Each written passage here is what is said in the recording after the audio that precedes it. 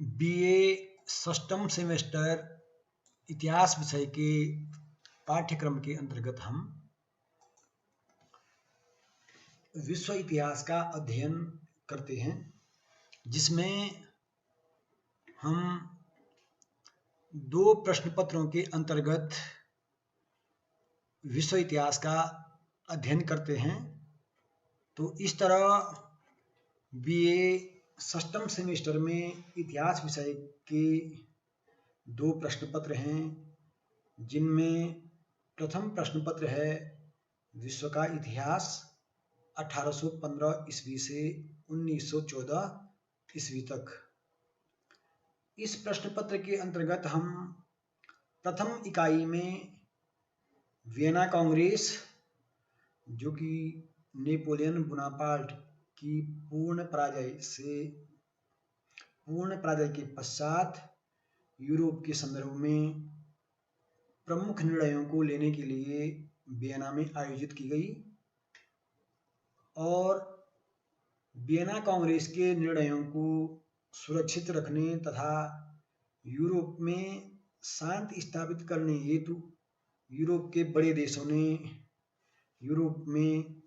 शांति व्यवस्था बनाए रखने हेतु एक संयुक्त व्यवस्था चलाने का प्रयास किया, जिसे हम यूरोप की संयुक्त व्यवस्था अर्थात कंसर्ट ऑफ यूरोप भी कहते हैं। इस दौर में यूरोप की राजनीति पर जो ऑस्ट्रिया का चांसलर था मेटरनिख,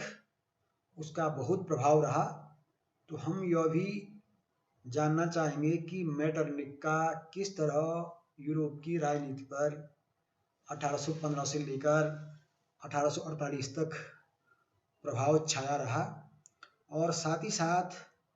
इस इकाई के अंतर्गत हम यूरोप में 1830 एवं 1848 में जो क्रांतियां हुई, यद्यपि ये क्रांतियां फ्रांस में सर्वप्रथम क्रांति का आरंभ हुआ, और फ्रांस से जो क्रांति का आरंभ हुआ उसका प्रभाव यूरोप के शेष भागों पर पड़ा। तो इस तरह इन बिंदुओं का अध्ययन हम प्रथम इकाई के अंतर्गत करेंगे। द्वितीय इकाई के अंतर्गत हम इंग्लैंड में 1832 में जो संवैधानिक सुधार हुए तथा साथ ही साथ संवैधानिक सुधारों हेतु जो चार्टिस्ट आंदोलन इंग्लैंड में हुआ,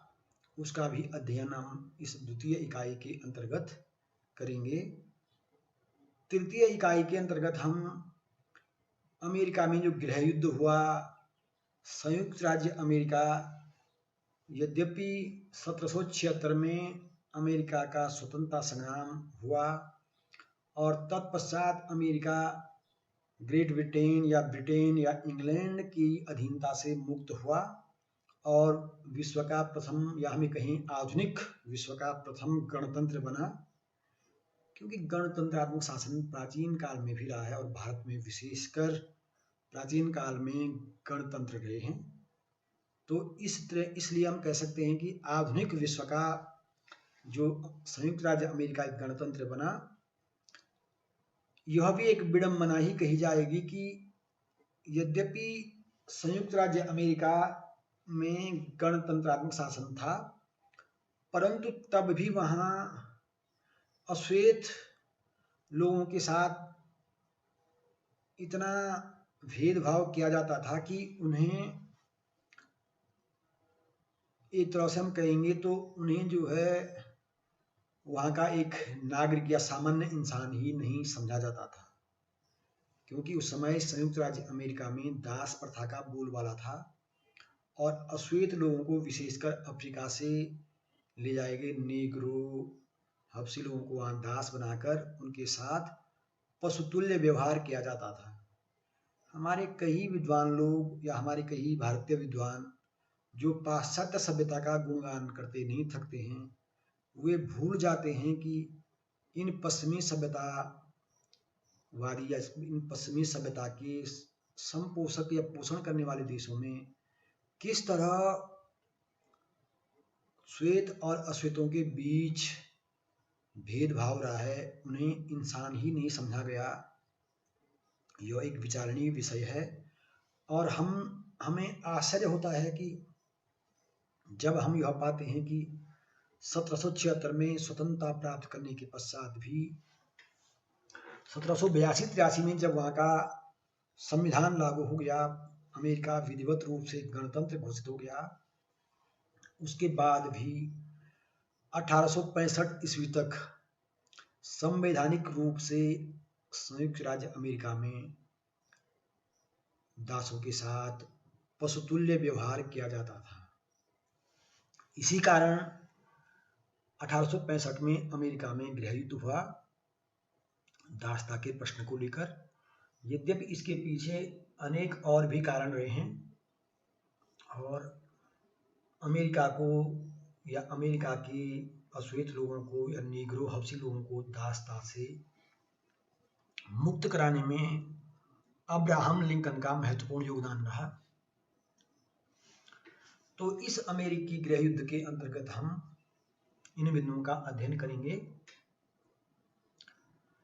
चतुर्थ इकाई के अंतर्गत किस तरह यूरोप में इटली तथा जर्मनी का एकीकरण हुआ और ये दोनों इटली तथा जर्मनी स्वतंत्र राष्ट्र के रूप में संगठित होकर स्थापित होकर